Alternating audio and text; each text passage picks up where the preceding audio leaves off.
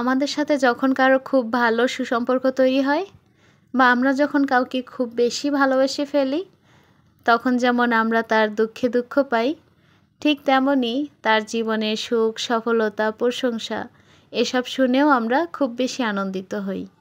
আর এইসব শুনে দেখে আপনি যদি আনন্দিত না হয়ে বিপরীত চিন্তাভাবনা করেন, তাহলে আপনি বুঝতে পারবেন যে এখানে ভালোবাসার পরিবর্তে প্রতিদ্বন্দ্বিতার সৃষ্টি হয়েছে। হ্যালো এভরিওয়ান, আসসালামু আলাইকুম, welcome back to my another new blog. সবার কী অবস্থা, কেমন আছেন? আই হোপ সবাই ভালো আছেন, সুস্থ আছেন।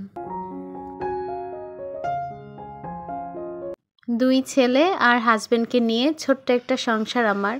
হয়তোবা অনেক কিছু আপনাদের সামনে তুলে ধরতে পারবো না, কিন্তু এই ছোট্ট সংসারটাকে প্রতিদিন কিভাবে কোন নিয়ম ফলো করে সুন্দর করে কাজ করি সেগুলোই আপনাদের সাথে শেয়ার করব।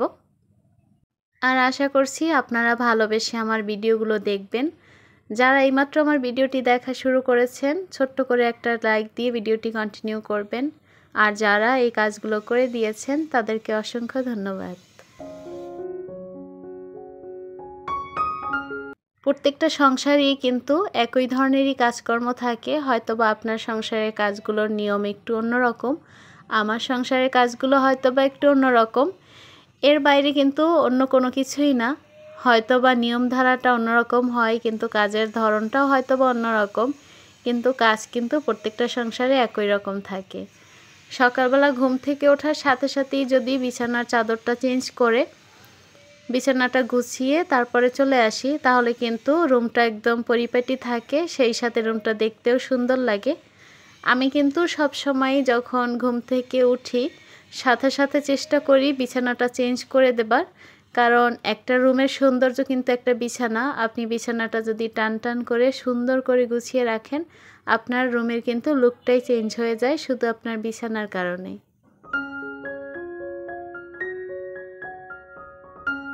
আমরা অনেক গৃহিণীরাই আছি, কেউ কেউ নতুন, আবার কেউ কেউ আছি পুরনো, কেউ কেউ আছি যে কাজের নিয়মধারা জানি না, এখান থেকে শুরু করি ওখান থেকে শেষ করি, যার কারণে আমরা সারাদিন কাজ করতে ব্যস্ত থাকি। দেখা যায় সেই দিন শেষে এতটুকু সময় আমাদের জন্য হাতে থাকে না যে আমরা নিজের জন্য সেই সময়টুকু দিব বা নিজে একটু বিশ্রাম নিব।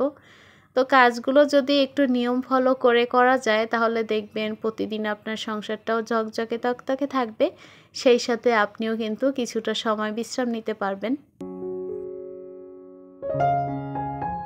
আজকের ভিডিওতে রান্নাবান্না, নাস্তা কোনো কিছুই শেয়ার করব না। আজকে শুধু যে প্রতিদিন আমি কিভাবে আমার বাসার সব কিছু গুছিয়ে রাখি, কোন নিয়ম ফলো করলে আপনার বাসাটা সবসময় সুন্দর থাকবে, পরিপাটি থাকবে, সেটুকুই শেয়ার করব। প্রতিদিন তো রান্না শেয়ার করি, আর প্রতিদিন তো আর রেসিপি শেয়ার করি না যে শেখানোর কোনো কিছু আছে। আর রেগুলার রান্না তো সবাই দেখায়। তো যাই হোক, নাস্তা অফ ক্যামেরাতে করে নিয়েছি, আর এই রুমের বিছানাটাও গুছিয়ে নিয়েছি।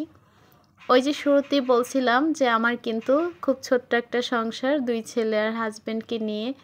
তো অনেক আহামরি কোনো কিছু হয়তো বা আপনাদের সামনে তুলে ধরতে পারবো না, যতটুকু আছে তাই আপনাদের সামনে শেয়ার করব। আশা করছি আপনারা সম্পূর্ণ ভিডিওর সাথেই থাকবেন এবং ভালোবেসে আমার ভিডিওগুলো রোজ দেখে দিবেন। আমার রুম অনেক ছোট। আমার হচ্ছে দুইটা বেডরুমের বাসা, ডাইনিং আছে, ড্রয়িং নেই। তো দুইটা বেডরুমের যেহেতু বাসা, এই জন্য ড্রয়িং না থাকার কারণে আমি কিন্তু কোনো সোফা সেটের এরিয়া রাখতে পারছি না এখানে, যার কারণে আমার কিন্তু একটাই সোফা সেট আছে বাসাতে, কারণ ওই জায়গার বাইরে আমি আর রাখতে পারি না, জায়গা খুবই কম। তো যেহেতু আমাদের বাসার সদস্য সংখ্যা খুবই কম, তো এত কিছুর প্রয়োজনও নেই। দেখা যায় কখন ঢাকা ছেড়ে চলে যাই, হ্যাঁ সেটাও ঠিক বলতে পারবো না, কারণ স্থায়ী জন্য তো আর ঢাকাতে আসিনি, ক্ষণস্থায়ীর জন্য চলে এসেছি। কখন এখান থেকে চলে যাব সেটা আসলে ঠিক নিশ্চিত জানি না। তো যাই হোক, দুইটা বেডরুম গুছিয়ে তারপর চলে এসেছি, ডাইনিং এরিয়াটা একটু গুছিয়ে নিব। আপনারা যে ভিডিওগুলো দেখতে পাচ্ছেন, এর মাঝে যে আমি আর কোনো কাজ করছি না সেটা কিন্তু না। এর মাঝে সকালে নাস্তা খাওয়া, তারপরে কাজের মেয়েটা আসছিল, তাকে সব কাজ গুছিয়ে বুঝিয়ে দেয়া, তারপর ছেলেকে স্কুলে পাঠানো, ছেলের বাবাকে অফিসে পাঠানো, এই সব কিছু কিন্তু এই কাজের ফাঁকেও করে নিয়েছি। সেই সাথে কিন্তু এই কাজগুলো আপনাদের সাথে শেয়ার করছি। আসলে একটা ভিডিও তৈরি করতে গেলে কিন্তু অনেক কিছু স্কিপ করে তারপর করতে হয়। আর সব কিছু ক্যামেরা বন্দি যদি করতে চাই তাহলে কিন্তু আমার সারাদিনের কাজকর্ম তো করাই হবে না, উল্টো আমার বাসাটা আরও বেশি নোংরা হবে, এলোমেলোও হবে। সবসময় চেষ্টা করি যখনকার কাজটা তখন করার। এই যে ওয়ারড্রোবের উপরটা, এটা কিন্তু সবসময় পরিষ্কার করা হয়। তবে চেষ্টা করি যখনের কাজটা তখন করার। যদি বেশি দিন এখানে ময়লা পড়ে থাকে তাহলে কিন্তু অনেক বেশি নোংরা জমে যায়। আর আমার এই নোংরা পরিষ্কার করার ব্যাপারটা একটু বেশি সেনসিটিভ মনে হয়, কারণ অনেক দিন পরে কোনো কিছু পরিষ্কার করা সেটা যেমন অনেক কষ্টদায়ক, সেক্ষেত্রে কিন্তু দেখতেও একটা বাজে ব্যাপার লাগে। তো আমি যখনকার কাজটা তখনই করি। এক্ষেত্রে দেখা যায় যে ঘরটাও সুন্দর থাকে, জায়গাটাও পরিষ্কার থাকে। আর আমার কাছে মনে হয় একটা মেয়ে মানুষের বলেন বা একটা পুরুষ মানুষের বলেন, সংসারে শান্তির জায়গাই হচ্ছে কিন্তু পরিষ্কার পরিচ্ছন্ন। আর আপনার সংসারটা যদি পরিষ্কার এবং পরিচ্ছন্ন থাকে, ওখানেই কিন্তু আপনি একমাত্র শান্তি খুঁজে পাবেন। তাইফের বাবা যখন অফিসে থাকে তখন বাসায় যেমন তেমন থাকি না কেন, অফিস থেকে আসার আগে সবসময় চেষ্টা করি বাসাটা একদম সুন্দর করে গুছিয়ে পরিপাটি করে রাখার। কারণ একজন পুরুষ মানুষ বাহিরে অনেক ঝড়ঝাপটা বা অনেক কাজের চাপ সামলিয়ে তারপর বাসায় আসে। তো বাসায় আসার পরে যদি বাসাটা এলোমেলো অগোছালো দেখে তখন কিন্তু সত্যি মন মর্জি দুটোই খিটখিটে হয়ে যায়। আর সেই সাথে যদি পোলাপান বাচ্চারা থাকে তাহলে তার কথাই নেই, সব কিছু মিলিয়ে কিন্তু একটা হিজিবিজি অবস্থা হয়ে যায়।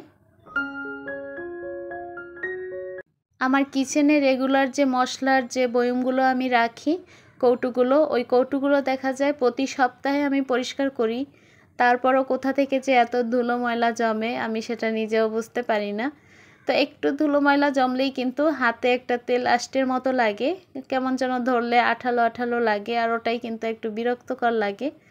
তো প্রতি সপ্তাহে আমি চেষ্টা করি এগুলো পরিষ্কার করার। তো প্রতি সপ্তাহে যদি আপনি এগুলো পরিষ্কার করেন তাহলে কিন্তু দেখা যায় যে সেই মাস শেষে পরিষ্কার করতে গেলে অনেক ঝড়ঝাপটা বা অনেক ঝামেলা যায় আপনার উপর থেকে, বা আমি যখন করতে যাব আমার উপর থেকে। কারণ অনেক দিন পরে একটা জিনিস পরিষ্কার করতে গেলে তখন কিন্তু সেটার পিছনে অনেক বেশি খাটুনি মেহনত সব কিছুই দিতে হয়।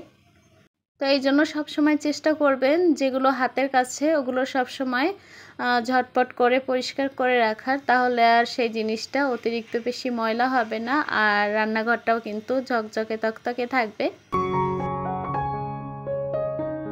প্রত্যেকটা মেয়ের কাছেই কিন্তু রান্নাঘরটা সবথেকে ভালোবাসার একটা জায়গা বলতে পারেন, আমার কাছে তো তাই। রান্নাঘরটা যদি পরিষ্কার পরিচ্ছন্ন নিট অ্যান্ড ক্লিন না থাকে তাহলে কিন্তু সেখানে কাজ করতে তো ভালোই লাগে না, সেই সাথে সেখানে রান্নাবান্না করতেও কিন্তু একটা বিরক্তকর ভাব চলে আসে। আর প্রতিদিন রান্না করতে আসার আগে তো রান্নাঘরটা পরিষ্কার করতেই হবে, আর সেটা যদি আমি না করি তাহলে আমার রান্নাঘরে একটু মন বসে না। রান্নাঘরটা থাকবে নিট অ্যান্ড ক্লিন, যেখানে দাঁড়িয়ে রান্না করতে গেলে মনটা জুড়িয়ে যাবে। তো এই জন্য সবসময় চেষ্টা করি যে পরিষ্কার পরিচ্ছন্ন রাখার। তবে বাচ্চারা থাকলে তো একটু সময় দিতে হয় ওদের পিছনে, যার কারণে সময় অনুযায়ী সব কিছু করে উঠতে পারি না। তারপরেও সবসময় যথাসাধ্য চেষ্টা করি। অনেক মানুষ এমন আছে বাসা বাড়িতে থাকে বলে অন্যের বাসা কেন পরিষ্কার করব, এইসব চিন্তা ভাবনা থেকে না পরিষ্কার করে না। আসলে আমার কাছে হিসাবটা অন্যরকম। বাসা অন্যের হোক বা আমার হোক, আমার কথা হচ্ছে আমি যতদিন যে জায়গাটাতে থাকবো সেই জায়গাটা পরিষ্কার পরিচ্ছন্ন করে রাখবো, কারণ সেখানে আমি থাকছি। যখন অন্য কেউ থাকবে তখন সে ব্যাপারটা অন্য, কিন্তু আমি যখন সেই জায়গাটায় থাকছি, খাচ্ছি, পড়ছি, সেই জায়গাটা পরিষ্কার পরিচ্ছন্ন না রেখে কিভাবে আমি থাকি। তবে সবার চিন্তাভাবনা ভাবনা চিন্তা একরকম হয় না। আমি যদি এই ভিডিওটা ক্যামেরাবন্দি না করে এমনিতে কাজটা করতে যেতাম তাহলে কিন্তু আমার হয়তোবা 15 মিনিট বা 20 মিনিট সময় লাগতো, হয়তোবা এর থেকে কমও লাগতো, কিন্তু যেহেতু আমি ভিডিও করতেছি এজন্য কিন্তু আমার অনেক বেশি সময় লাগছে। তারপর আমি কিন্তু ভিডিও অনেক শর্ট করে দিয়েছি আপনাদের সুবিধার জন্য। তারপরেও কষ্ট করে একটু দেখে নেবেন। গত একটি ভিডিওতে শারমিন সুলতানা আইডি থেকে একটা আপু আমাকে কমেন্ট করেছিল, আপু তোমার ভিডিও দেখছি অনেক দিন ধরে, তোমার ভিডিও দেখলেই মনের ভিতর অন্যরকম একটা প্রশান্তি পাই আপু, কেন এত সুন্দর করে ভিডিও বানাও তুমি? তো যাই হোক, আপুর কমেন্টটা পেয়ে আসলে অনেক অনেক মনটা ভালো হয়ে গেছে। আপুর জন্য অনেক অনেক ভালোবাসা, অনেক সম্মান। আসলে আপু আমি কতটা ভালো ভিডিও বানাই সেটা তো আর আমি বলতে পারবো না। অবশ্যই তোমরা কমেন্টের মাধ্যমে সেটা আমাকে জানাতে পারবে। আর যদি আমি ভালো ভিডিও বানাই তাহলে অবশ্যই আমার জন্য দোয়া করবে, আমি যাতে আরও অনেক দূরে এগিয়ে যেতে পারি। যেহেতু আমার চ্যানেলটা এখন ডাউন হয়ে আছে, একদম ফ্রিজ হয়ে গেছে। যেখানে ঘন্টায় 200 ভিউ আসতো সেখানে এখন ঘন্টায় 20টা ভিউ আসে। যাই হোক, যেহেতু তৃতীয়বারের মতো আবার ইউটিউবে পা দিয়েছি, ধৈর্য দিয়ে আছি, দেখি কি হয়। তো আমি কিন্তু এখানে কৌটোগুলো ভালো করে মুছে একদম শুকিয়ে তারপর রেখেছি, কারণ পানি অবস্থায় রেখে দিলে দেখা যায় ওই কর্নারগুলো আবারও নোংরা হয়ে যেত। সব কাজকর্ম যখন শেষ করেছি, এই কাজটা কেন বাকি রাখবো, বেসিং এরিয়াটা তো সবসময় ক্লিন করি, সেটাও একটু আপনাদের সাথে শেয়ার করি। তো আমার বেসিংয়ের জন্য একটা ব্রাশ ছিল, ব্রাশটা কোনোভাবে ভেঙে গেছে। তো এখন কি আর করায়, নিরুপায় হয়ে নেটের জালি ব্যাগ দিয়ে আর কি এটা করার চেষ্টা করছি। কিছু করার নেই, কারণ হারপিক হাতে লাগালে আমার জন্য কীরকম একটা শরীর গিনগিন করে বা কীরকম একটা মনে হয়, লাগাতে পারি না। তো যাই হোক, এইভাবেই আর কি এই পদ্ধতিটা অবলম্বন করলাম আর কি।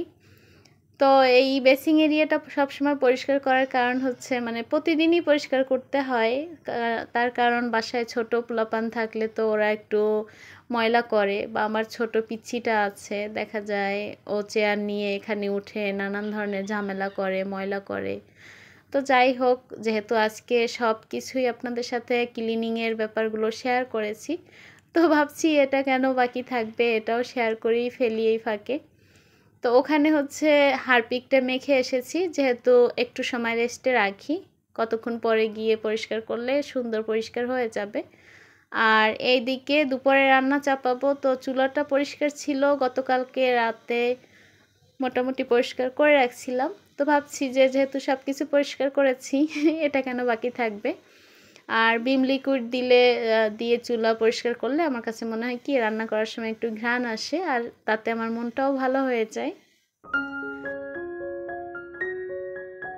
আমার এই চুলাটা অনেক শখের ছিল, যখন আমি কিনেছিলাম নিজে পছন্দ করেই কিনেছিলাম, কিন্তু চুলাটা কোনো একটা দুর্ঘটনায় নষ্ট হয়েছে, সেটা আপনাদের সাথে শেয়ার করেছি অলরেডি।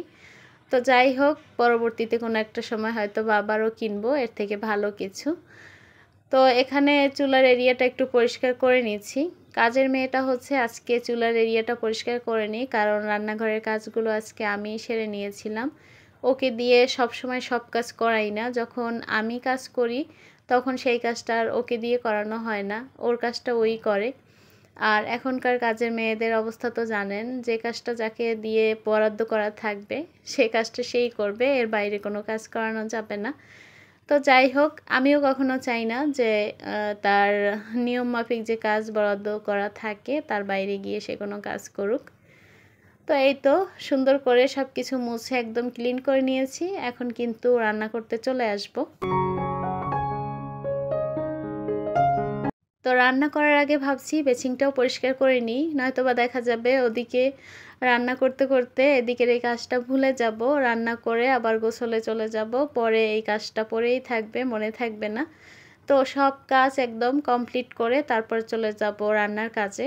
আজকে বেশি আহামরি রান্না করব না, কারণ আজকে যেহেতু অনেক কাজকর্ম করে ফেলেছি, আজকে আর রান্নায় বেশি সময় দেয়া যাবে না, কারণ সময় তেমন একটা হাতে নেইও।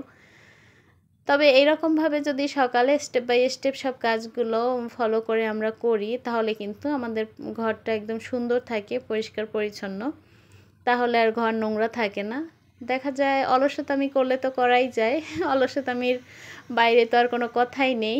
যদি অলসতামি করি তাহলে ঘর তো ভালো, নিজের শরীরটাই নোংরা হয়ে যাবে। তো সবসময় উচিত যখনই একটু সময় পাই নিজের ঘর সংসারটা সুন্দর করে রাখা, কারণ আপনি যতই বাহিরে ঘোরাফেরা করেন না কেন, সেই দিন শেষে কিন্তু আপনার সেই এখানেই ফিরে আসতে হবে। আর এই জায়গাটা যদি আপনার সুন্দর পরিবেশ না থাকে তাহলে কিন্তু এখানে আপনি শান্তিতেও থাকতে পারবেন না।